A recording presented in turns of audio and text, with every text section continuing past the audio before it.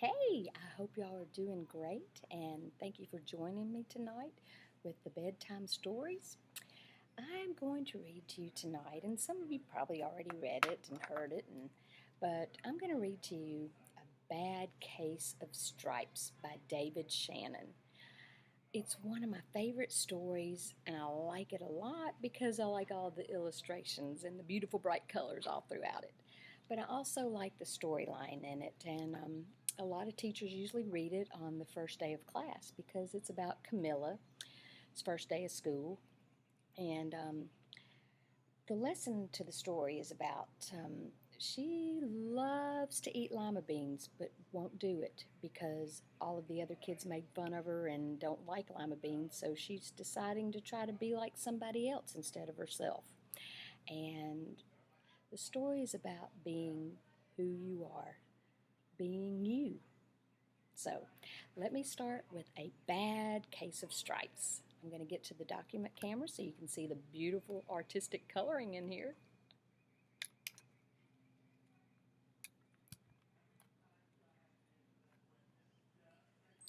All right, A Bad Case of Stripes. Make sure y'all can see the beautiful pictures. Let me get the light off and let's see. Okay. Right here, let's see. Is that good? I hope y'all can see the beautiful artistic colors and everything. So, Camilla Cream loved lima beans, but she never ate them. All of her friends hated lima beans, and she wanted to fit in. Camilla was always worried about what other people thought about her. Today, she was fretting even more than usual because it was the first day of school, and she couldn't decide what to wear. There were so many people at school to impress.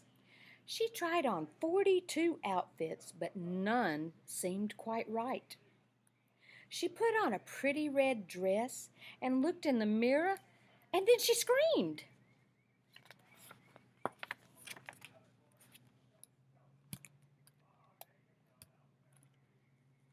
Her mother ran into the room, and she screamed too. "Oh, my heavens," she cried. "You're completely covered with stripes." This was certainly true. Camilla was striped from head to toe. She looked like a rainbow. Mrs. Cream felt Camilla's forehead. "Well, do you feel all right?" she asked. "I feel fine," Camilla answered, "but just look at me." "You get back in bed this instant," her mother ordered. "You're not going to school today." Camilla was relieved. She didn't want to miss the first day of school, but she was afraid of what the other kids would say, and she had no idea what to wear with all those crazy stripes. That afternoon, let me see. Sorry, y'all. I'm trying to get my camera focused good on here, and it's all right. Sorry, y'all. That afternoon, Dr. Bumble came to examine Camilla. "Most extraordinary," he exclaimed. "I've never seen anything like it. Are you having any coughing, sneezing, runny nose, aches, pains, chills, hot flashes, dizziness, drowsiness, shortness of breath, or uncontrollable twitching?" "No," Camilla told him. "I feel fine." "Well, then," Dr. Bumble said, turning to Mrs. Cream, "I don't see any reason why she shouldn't go to school tomorrow.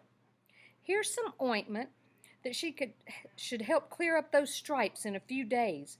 But if it doesn't, you know where to reach me." And off he went.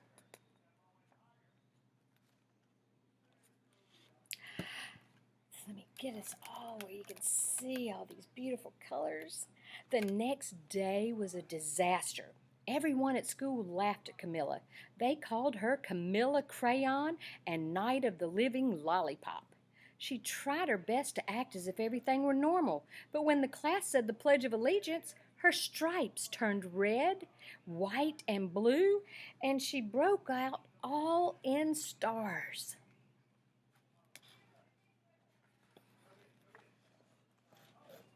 The other kids thought this was great. One yelled out, "Let's see some purple polka dots." Sure enough, Camilla turned all purple polka dotty. Someone else shouted, "Checkerboard!" and a pattern of squares covered her skin. Soon everyone was calling out different shapes and colors, and poor Camilla was changing faster than you can change channels on a TV.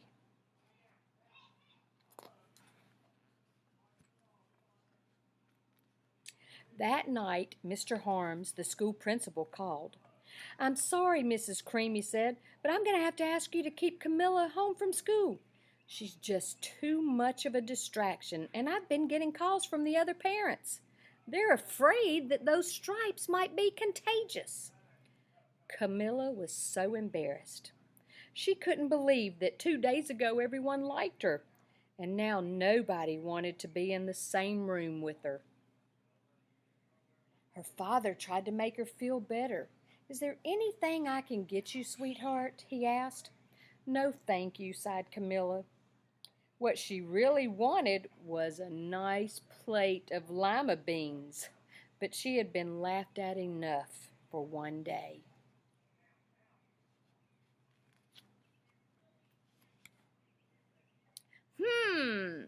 Well, yes, I see," Dr. Bumble mumbled when Mr. Cream phoned the next day. "I think we'd better bring in the specialist. We'll be right over." An hour later, Dr. Bumble arrived with 4 people in long white coats. He introduced them to the Creams. "This is Dr. Grop, Dr. Sponge, Dr. Cricket, and Dr. Young." Then the specialist went to work on Camilla. They squeezed and they jabbed and tapped and tested. It was very uncomfortable. "Well, it's not the mumps," concluded Dr. Grop. "Or the measles," said Dr. Sponge. "It's definitely not chicken pox," put in Dr. Cricket. "Or sunburn," said Dr. Young. "Try these," said the specialist. They each handed her a bottle filled with different colored pills. "Take one of each before bedtime," said Dr. Grop. Then they filed out the front door, followed by Dr. Bumble.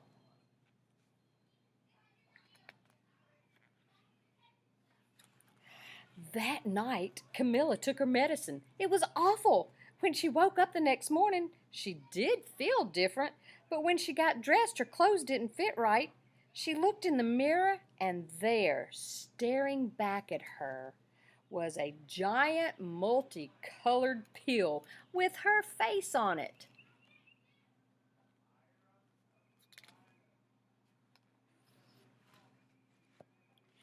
Dr. Bumble rushed over as soon as Mrs. Cream called, but this time instead of the specialist, he brought in the experts. Sorry. Dr. Gourd and Mr. Mellon were the finest scientific minds in the land, and once again Camilla was poked and prodded, looked at and listened to. The experts wrote down lots of numbers, and then they huddled together and they whispered. Dr. Gourd finally spoke. "It might be a virus," he announced with authority, and then suddenly little fuzzy virus balls appeared all over Camilla. "Or possibly some form of bacteria," said Mr. Mellon, and out popped squiggly little bacteria tails. "Or it could be a fungus," added Dr. Gourd. Instantly, Camilla was covered with different colored fungus blotches. The experts looked at Camilla, then they looked at each other. "We need to go over these numbers again back at the lab," Dr. Gourd explained. "We'll call you when we know something." But the experts didn't have a clue, much less a cure.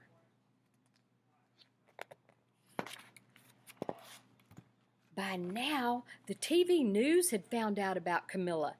Reporters from every channel were outside her house, telling the story of the bizarre case of the incredible changing kid. Soon, a huge crowd was camped out on the front lawn.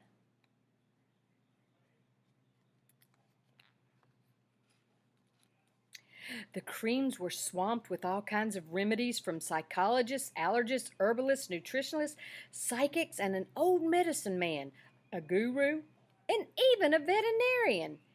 Each so-called cure only added to poor Camilla's strange appearance until it was hard to even recognize her. She sprouted roots and berries and crystals and feathers and a long furry tail, but nothing worked.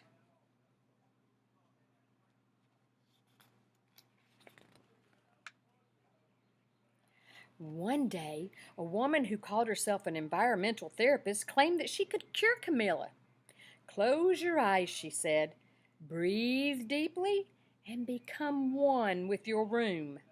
I wish you hadn't have said that, Camilla groaned. Slowly, she started to melt into the walls of her room. Her bed became her mouth. Her nose was a dresser. And the two paintings in her room became her eyes. The therapist screamed and ran from the house. What are we going to do? Cried Mrs. Cream. It just keeps getting worse and worse. She began to sob.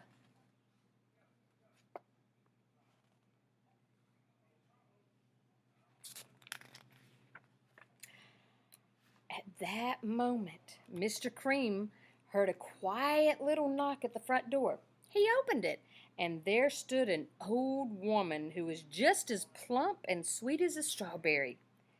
Excuse me, she said brightly, but I think I can help.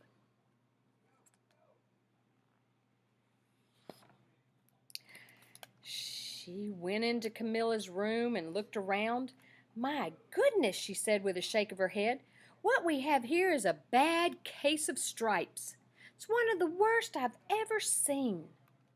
She pulled a container of small beans from her bag.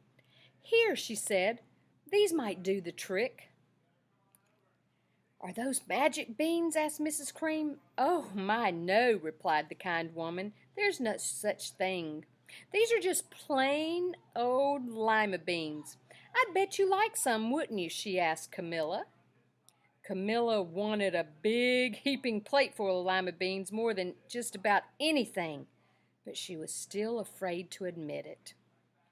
Yuck, she said. No one likes lima beans, especially me. Oh, dear, said the woman sadly. I guess I was wrong about you. You put the beans back. She put the beans back in her bag and she started toward the door. Camilla watched the old woman walk away. Those beans would taste so good, and being laughed at for eating them was nothing compared to what she had been going through. She finally couldn't stand it anymore. Wait, she cried. The truth is, I really love lima beans. I thought so, said the old woman with a smile. She took a handful of beans and she popped them into Camilla's mouth. So good, said Camilla. Ta-da! Suddenly the branches, the feathers, the squiggly tails began to disappear. Then the whole room swirled around, and when it stopped, there stood Camilla, and everything was back to normal. I'm cured, she shouted. Yes, you are, said the old woman. I knew the real you was in there somewhere. She patted Camilla on the head, and then she went outside, and she vanished into the crowd.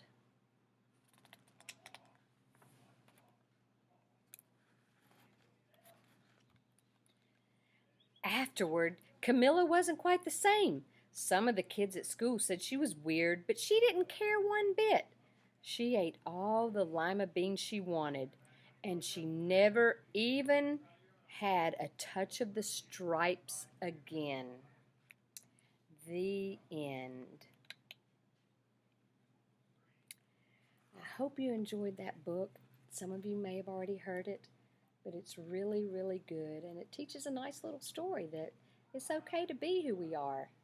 It's okay to be who we are. It's okay to be different and to love everybody. Good night. I sure do miss all of you, and I hope y'all have some pleasant dreams tonight and a great tomorrow. Good night.